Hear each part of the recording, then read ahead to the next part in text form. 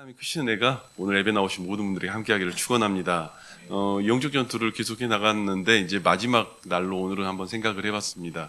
네 가지로 이야기를 쭉 했는데요. 첫 번째로는 에너미를 말했고요. 적이 누구인가를 알아야 된다. 그것을 반드시 이야기했고요. 이큐먼트, 말씀이 무기가 되어야 된다. 그리고 그 다음이 에너지. 실제 힘의 역사가 무엇인가 기도에 대한 이야기를 나눴고 마지막으로 인커리지먼트로 해서 권면과 위로에 대한 이야기를 나눴습니다.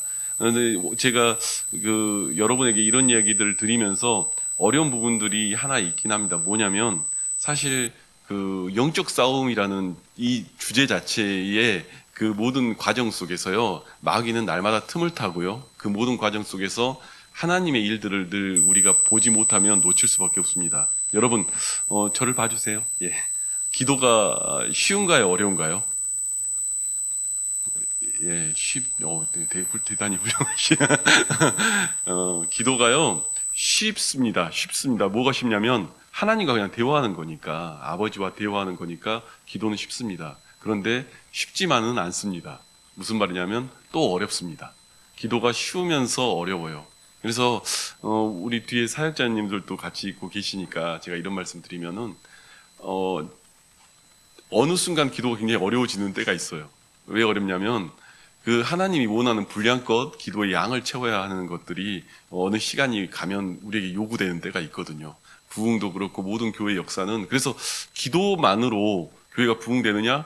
그것도 아니에요. 사실은. 그것도 아니지만 기도만으로 뭐가 된다 이렇게 말할 수도 없어요. 그렇지만 그 기도의 분량이라는 것을 하나님이 요구할 때가 있죠. 그래서 어떤 이들에겐 기도가 굉장히 쉬운데 또 어떤 이들에겐 기도가 굉장히 어렵습니다. 또 다른 이유 중에 하나는, 기도가 어려운 이유 중에 하나는 뭐냐면 다니엘서에 보면 제가 그 몇 번 표현했지만 바사국이 막았다고 하죠. 하나님은 응답을 바로 주셨는데 기도 응답 21일 만에 받은 것. 그래서 다니엘의 기도에 대한 이야기가 나오잖아요. 그래서 이 흑암의 권세가 이 땅을 가로막고 있기 때문에 기도 싸움이라는 거는 그 마귀와 싸움을 뚫고 응답을 받는 거거든요. 그렇기 때문에 기도의 싸움이 쉬우면서도 어려운 거예요. 주님과의 대화이기 때문에 쉽지만 또한 기도의 싸움은 그 마귀와의 영적인 싸움이기도 합니다. 그래서 사실 이 일들에 대해서 제가 사역에 대해서 이야기하다 보면은 그런 경우들이 있었어요. 예전에 그 전도대나 이런 걸 맡으면 제가 갑자기 어느 교회 부임해서 부교육자를 부임해서 이렇게 하다 보면은 어떤 교회는 그런 것들 저한테 얘기한 적도 있어요. 전도팀 나가는데 무슨 기도 모임을 1시간씩 하고 전도팀을 나가냐, 저한테 그렇게 얘기한 적. 이전에 목사님은 10분 기도하고 나갔는데 전도팀 기도회를 뭐 이렇게 강렬하게 하냐라고 얘기를 저한테 많이 했는데, 여러분, 기도가 안 됐는데 전도가 되겠습니까?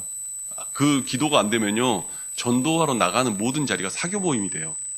그럴 수밖에 없습니다. 교회는 그래요. 기도의 모든 것들이 제대로 영적인 싸움이 되지 않으면요, 오늘 복음의 비밀을 담대히 말하기 위하여 기도가 주어진 것처럼 이 기도의 싸움이 되지 않으면요, 그 다음에 모든 교회의 모임들은 그냥 사교 모임이 돼요. 그리고 그 모든 것들은 그냥 인간적인 것들이 되죠. 그래서 우리의 모든 행사와 모든 이야기는 하나님의 영을 따라서 하느냐, 마귀의 영을 따라서 하느냐에 대한 그 중심의 부분이 속해 있을 수밖에 없습니다. 말씀을 한번 찾아볼까요? 갈라디아서 5장에 보면요,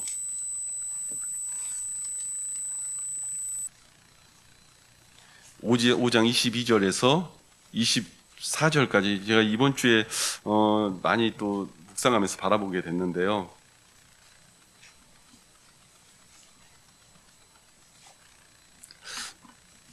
그 이전에 투기, 분쟁 뭐 이런 얘기 나오다가 갑자기 그 무슨 얘기가 나오냐면 22절부터 24절에 제가 읽겠습니다. 오직 성령의 열매는 사랑과 희락과 화평과 오래 참음과 자비와 양성과 충성과 온유와 절제니 이 같은 것을 금지할 법이 없느니라. 그리스도 예수의 사람들은 육체와 함께 그 정욕과 탐심을 십자가에 못 박았느니라. 아멘. 여러분, 성령의 열매라고 하는데요, 이게 헬라어 원어가 조금 독특하게 되어 있습니다. 왜 독특하게 되어 있냐면, 우리가 보면 성령 열매를 예전에 목사님들은 그렇게 가르쳤어요. 사랑이 있고 희락이 있고 온유가 있고 이렇게 하나하나 가르쳤거든요. 그런데요, 이게 헬라어 원어가 되게 이상하게 되어 있는 게 뭐 어떻게 되냐면 마치 한 나무에 한꺼번에 열매가 맺는 것처럼 써 있어요. 그러니까 이게 제가 그림으로 표현한 거지만 헬라어 원어에는 이게 따로 사랑과 희락과 이게 아니라 한꺼번에 이게 같이 열린다고 되어 있는 거예요. 그러니까 성령이 나타나면 자연스럽게 이 모든 것들이 그 모든 이에게 같이 나타난다는 거죠. 사랑과 희락과 오래 참과 자비와 양성과 온유와 충성과 절제니 이 같은 것을 금할 법이 없느니라. 이 성령의 열매가 동시에 이렇게 나타나는 거죠. 그 외에는 투기와 분쟁과 뭐 이런 거 나오다가 갑자기 성령의 열매는 그런 일들이 나타나는 거죠. 그래서 여러분, 성령을 통해서만 일어나는 일들이 있습니다. 오래 참아줘요. 성령을 통해서만 그 모든 자리에서 하나님의 것들을 바라보기 시작하고요. 성령을 통해서만 사랑이 있으니까요. 사랑이 있으면 어떤 일이 벌어지죠? 여러분, 소명을 감당하는 거, 사명을 감당하는 거 사랑 때문에 감당하는 거지 사랑이 없으면 감당을 못 합니다. 그래서 제가 뭐 여러분들 뭐 기도 대표 기도 저한테 하라고 하면 제가 가끔 그런 얘기 하잖아요. 믿음으로 주님이 주실 것들을 보게 하여 주시고, 소망함으로 하나님이 주실 것들을 기대하게 하시고, 사랑으로 우리가 걷는 걸음 가운데 기쁨으로 걸어갈 수 있도록 우리를 붙잡아 달라고. 사랑 때문에 어느 순간에 누군가를 바라보면서 소명에 대한 것들 그리고 하나님의 것들을 계속 보게 되는 것이죠. 제가 요즘에 많이 회개했어요. 뭘 회개했냐면 이렇게 저도 외부 집회들도 막 요청이 들어오고 뭐 하다 보니까 어떤 마음이 또 제 안에 드냐면 이게 즐겁잖아요. 또 요청이 들어오고 반겨주고 그런데 그 가운데 제가 과연 사랑이 있었는가에 대한 것을 하나님 앞에서 이렇게 내려놓고 고백한 시간들이 있었습니다. 그런데 성령이 교통을 하면 이 일들이 우리 안에도 벌어진다는 거죠. 실은 그 뒤에서 하나님의 것들로 이루어지는 일들을 보게 됩니다. 그래서 encouragement를 표현했지만은 권면과 위로에 대한 이야기를 제가 적었지 않습니까? 여러분, 사랑 없는 권면과 위로가 어떻게 의미가 있겠습니까? 그런데 이것이 영적인 거예요. 하나님이 오늘 우리를 주장하는 그 영적인 것 속에서 나오는 거지, 하나님이 주장 안 하면요, 우리는요, 내버려 두면 그냥 그 가인의 제사가 다 우리의 제사가 되는 거예요. 질투가 나고 죽여야 되고 그 모든 것들이 가인의 그 예배라고 하고 아벨의 예배라고 하지만 아벨의 그 제물을 받은 게 아니라 아벨과 아벨의 제물을 받는 거고, 가인과 가인의 제물을 받지 않는 하나님은 똑같이 얘기하는 거예요. 가인 자체를 안 받은 거예요. 뭐냐면 마귀의 영의 그 두 가지의 탑으로 이야기하면 마귀의 영에 속한 그 모든 것들은 받지 않는 것이고 하나님의 영으로 이루어진 것들은 받은 것이고 그 차이밖에 없는 거예요. 여러분, 우리가 살아가는 모든 시간들이 영적인 싸움입니다. 우리의 살아가는 모든 시간들이 영적인 싸움이고, 제가 이 영적 전투를 계속 여러분에게 나누면서 말씀을 전했던 이유 중에 하나는 실은 이 싸움이 돼야 오늘 우리가 살아가는 그 모든 현장에서 하나님의 것들을 보게 되고 하나님의 일들을 바라볼 수가 있는 것이죠. 여러분, 어린 시절에 저는 시골에서 살았습니다. 시골에 살아서 뭘 많이 보냐면 아침에 이렇게 눈 뜨고 이렇게 보면 거미줄이 항상 있잖아요. 거미줄 진짜 많이 봤습니다. 근데 거미줄 보면은 재밌어요. 왜 재밌냐면 거미가 이렇게 줄을 만들잖아요. 쭉쭉 만들면 마치 무슨 집집마다 달라요. 이 집은 뭐 마름, 뭐 이 집은 사각, 경모. 그러니까 주변 환경에 따라서 집을 짓는 모양들이 다 다양하니까 저희 집 앞에 막 무화과 나무도 있고 장미 나무도 있고 막 이러니까 뭐가 한참 마당에 있으니까 맨날 그런 게 보이니까 거미들이 잔뜩 있는데 재밌는 게 뭐냐면 거미 집을 쳐놓잖아요. 그러면 거미가 가운데 딱 있어요. 그렇죠. 그런데 제가 무슨 얘기를 하려고 그러냐면 우리가 살아가는 방식이 그래요. 내가 친 집에다가 가운데 우리가 살고 있어요. 그게 어떤 걸로 쳤느냐에 따라서 우리가 그 가운데 살고 그 가운데 삶에서 영위하고 사는 거예요. 거기서 내가 마치 무슨 어떤 지경을 누리고 바라보는 것처럼 그렇게 사는 거예요. 여러분, 마귀가 짓는 집에 사는 사람은 마귀가 짓는 그 틀 안에서 계속 그 안에 사는 거예요. 그래서 자기가 그 가운데 들어가가지고 살면서 사는 것이고, 하나님의 영적인 열매를 맺는 사람은 그 나무를 그 거미줄을 쳐놓고 그 가운데 사는 거죠. 여러분, 오늘 장로님 기도하셨지만 감사의 열매를 날마다 고백하는 사람은 그 감사의 그 모든 것들이 내게 주어져서 날마다 그게 보이는 거예요.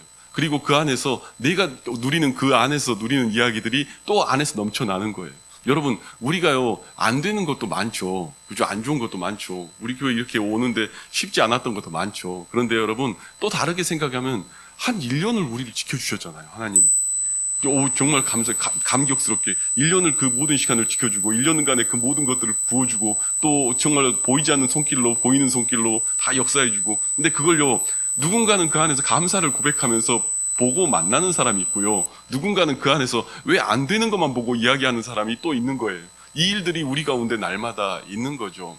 출애굽해 나가는 이스라엘 백성들이 계속 걸어가면서 불만과 불평을 가지고 있었어요. 그 이유는 똑같은 환경과 똑같은 걸 봤어요. 구름기둥과 불기둥을 봤고 만나와 메추라기가 떨어지고 그 모든 것들을 똑같이 봤는데 어느 날은 그게 정말 귀한 것이었다가 그 만나의 이름을 그렇게 말하잖아요. 만나가 이게 뭐지? 라고 하잖아요. 만나 이름 자체가 이게 뭐지예요. 하늘에 떨어지니까 이게 뭐지?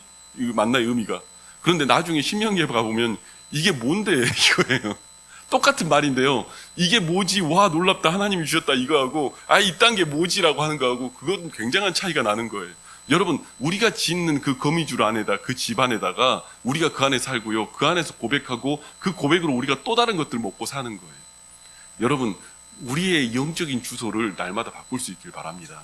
그 영적인 주소를 바꿔야지 내 환경과 삶이 바뀌어요. 우리는 그 이스라엘 백성들이 출애굽하고 마치 그 광야에 지나는 그 모든 시간 동안 정말 처참하게 끝이 나는 그 모든 모습들을 보잖아요. 또 누군가는 그렇지 않는 모습을 향해 살아가죠. 여러분 오늘 우리가 살아가면서 그 어떤 자리에 가느냐가 우리의 고백의 이야기가 됩니다. 다음 주가 저희가 추수감사 주일이에요. 그런데 추수감사 주일인데 어쩌면 한 해간 하나님이 우리에게 주신 것들이 무엇인가를 고백하는 시간이에요. 근데 그것이 그냥 별거 아니었다라고 생각하는 사람도 있을 것이고 엄청나게 놀라운 일을 우리 주님이 하셨네, 엄청나게 놀라운 것들을 우리에게 주어주셨네 하는 거하고는 굉장한 차이가 있는 거죠. 여러분 그 집에는 또 다른 것들이 계속해서 부어집니다. 내가 감사를 고백하는 그 집에는 또 다른 것들이 계속 부어지고 또 다른 은혜들이 부어지는 것이고 내가 똑같은 환경에 똑같은 걸 보면서 저주의 집을 친 사람은 불평과 불만의 집을 친 사람은 계속 그런 것들이 나오는 거예요. 그래서 성령의 열매라고 하지만 그 열매는 성령이 교통하는 것과 마귀의 교통함에 대한 이야기를 하는 거예요. 마귀 교통하면요 오래 못 참고 비판하고 불평하고 그 부분으로 계속 가는 것이고 성령이 우리 가운데 주장해서 그 열매를 맺으면 그 안에서 내가 누리고 바라보는 것들이 고백들이 달라지는 거예요. 여러분 에베소서의 이 교회 또한 이 지경, 직장, 환경 이 모든 것들이 만만했겠습니까? 사실 저와 여러분이 사는 이 시대보다 훨씬 힘들었을 거예요. 왜냐하면 초대교회의 그 모습들의 그 장면들이 얼마나 다 괜찮았겠습니까? 에베소 지역은 그 음란과 정말 그 환락의 도시처럼 되어 있고 아데미가 들끓는 그 동네 속에 있는데 그리고 정말 에베소 교회 담임 목사 디모데라는 사람도 있다지만 어떻게 보면은 얼마나 열악하고 어린 목사가 있고 정말 그런 환경 속에 있는 거잖아요. 그러니까 다 만만치 않아요. 그런데 거기에다가 바울이 얘기하는 건 뭐냐면 그 복음에 대하여 담대히 말하는 그 믿음에 대한 이야기와 더불어 그 기도에 대한 이야기와 더불어 무슨 얘기를 하냐면 기도 싸움에 대하여 철저하게 이야기하고 그 다음에 뭐냐면 그 힘으로 위로하고 권면할 수 있는 능력을 얘기하라는 거예요. 위로하고 권면할 수 있는 능력. 그 능력은 무슨 말이냐면 사람 세우는 일들을 하라는 거예요. 사람을 세우고 사람을 힐링하고 그 안에 채워나가는 일들을 하라는 거예요. 여러분 이게요 내가 성령에 충만해야 가능한 일이에요. 그냥 미사역으로 이렇게 해나가는 게 아니에요. 제가 지난주에 그 희원극단의 주일날 저녁 때 예배를 인도하러 갔는데 사실 그곳에 가면은 그런 친구들이 많습니다. 연예인들이라고는 하지만 사실 실패와 낭망을 경험한 사람들도 많고 그리고 또 일반 교회 상처받아서 다 거기 모여서 있는 거예요. 그래도 예배는 드리고 싶다고 초청을 하고 부른 그런 거예요. 그런데 그 자리에서 이렇게 보다 보면은 저도 되게 의문이었어요. 뭐가 의문이냐면 나를 왜 자꾸 부르나 이런 생각이. 왜냐하면 그게 내가 맞는 사람 같지도 않고 사실 그 친구들이 하는 거 보면 내가 다 이해도 안 가고 하는 모션들이나 행동들 보면 솔직히 다 이해도 안 가고 이러는데 뭘까라는 생각을 했는데 결국은 이거더라고요. 역시 하나님의 영이 교통하고 하나님의 은혜가 있는 사람들한테는 사람들이 곁에 있고 싶어지는 거구나. 제가 그렇다는 건 아닌데 그걸 바라는 거였구나. 이들이 바라는 거는 그걸 바라는 거구나. 내가 정말 그들의 모습들을 보거나 행동들을 보면 이해가 안 가요. 왜냐하면 제가 살던 생활과 문화하고 너무 다른 문화니까. 그런데 그냥 듣고 있는 거예요. 들어드리는 거예요. 그래서 그날 밤에는 한번 어디까지 얘기하나 끝까지 한번 있어봤어요. 저 밤 그 11시 반까지 한번 있어봤어요. 어디까지 무슨 얘기를 하나 끝까지 한번 들어줘봤어요. 근데 그 듣다 보니까 결국은 그 말인 거예요. 아, 목사님은 참 우리를 사랑해 주신 것 같아요. 이렇게 말을 하는데 사실 무슨 사랑이에요. 그냥 듣고 있는 거지. 근데 결국은 뭐냐면 추경일 목사라는 사람이 하는 게 아니라 하나님의 영이 하는 거구나 하는 것들을 느끼게 돼요. 거기서 이들이 위로를 얻는 거구나. 하나님이 하나님으로 나타나야 위로가 되고, 하나님이 하나님으로 나타나야 사람들이 거하고, 하나님이 하나님으로 나타나야 내 주변에 하나님의 사람들이 세워지고, 그렇게 사람들의 일들이 이루어지는 거죠. 우리가요, 아무리 어떤 말로 한다고 꼭 그런 게 되는 게 아니에요. 여러분, 우리가 이 마지막 때를 향하여 갈 때 누군가를 세워나갈 수 있는 은혜가 있기를 바랍니다. 영적인 싸움을 해서 막 무슨 정말 때려부시고 이런 싸움을 성경은 말하고 있는 게 아니에요. 그 싸움을 통해서 교회 세우라고 한 거고요. 그 싸움을 통해서 그 기도와 그 모든 일들과 마귀와 싸움을 통해서 뭘 하라고 한 거냐면 가정을 세우라고 한 거고요. 그리고 정말로 화평하기를 바란 거고요. 그 은혜가 있기를 바란 거고 평안이 넘쳐나기를 바란 거예요. 여러분, 우리가 축도할 때 그 모든 이야기들 하지 않습니까? 평안이 여러분에게 있을지어다 이런 얘기 나누지 않습니까? 왜 나눠요? 여러분, 그 평안에 대한 선물은 오직 성경을 통하여 그 근간을 갖고 평안을 빌도록 되어 있는 거예요. 여러분에게 그 평강을 빌고 평안에 대한 이야기하는 모든 근간은 이 성경책 속에 있는 하나님의 이야기입니다. 누가요? 하나님의 영이 넘치는 이가 그 모든 일들을 또 다시 고백하며 구할 수 있는 것이죠.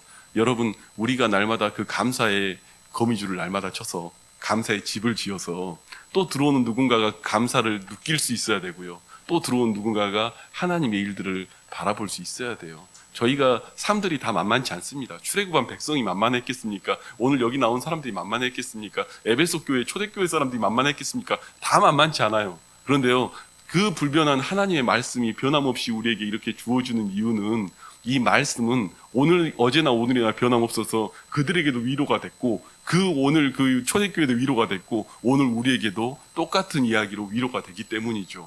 무엇 때문에요? 성령님이 우리 가운데 주장하시면서 이야기하시기 때문이죠. 여러분, 다니엘서 얘기를 제가 잠깐 했는데, 다니엘서 6장에 보면은 그 다니엘이 왕의 어인이 찍힌 줄 알고도, 성경 얘기 다 아니까 왕의 어인이 찍힌 줄 알고도 자신의 여호와 하나님 앞에 절을 하잖아요. 그 기도를 하잖아요. 왕의 어인 찍힌 줄 알면서도 해요. 왜 그래요? 그것 때문에 이 정치라는 것 속에서 죽이려고 달려들고 있는데, 이 모든 정치의 속성이 다 그런 거 아닙니까? 내 거 아니면 다 제거하겠다는 생각하고, 3명의 총리를 뽑았는데 세상에 노예를 뽑아놨으니 얼마나 힘들겠습니까? 이들의 그 바벨론의 사람들의 입장에서는. 바벨론 사람 입장에서는요, 바벨론이 지금 미국이 52개 주인가요? 50개 주인가요? 주가 좀 빠지고 그랬잖아요. 그래서 50개 주라고 하지만, 그 바벨론이 그때 100개 주에 106개 주인가 그래요. 그러면 미국보다 큰 나라예요. 지금 사이즈로 말하면. 그 나라에 어떻게 보면 총리라고 해놨는데, 그 3명의 총리로 다스리게 해놨는데, 그 3명의 총리 중에 1명이 다니엘이잖아요. 세상에 노예 출신 그 총리. 그러니 얘를 제거하려고 정치적으로 얼마나 난리를 쳤겠어요. 이 시대에도 그 난리인데 그때는 더하지 않겠어요. 그 노예 출신 총리 꼴 보기 싫어서. 그런데 여러분, 그 앞에 이것만 꺾어놓으면 된다가 마귀의 생각이에요. 그런데 그렇지 않고 하나님 앞에서 그 경배를 하면서 끝까지 걸어가고 있는 다니엘이 무엇이냐면요, 다니엘은요 결국 3가지로 인정을 받는 거예요.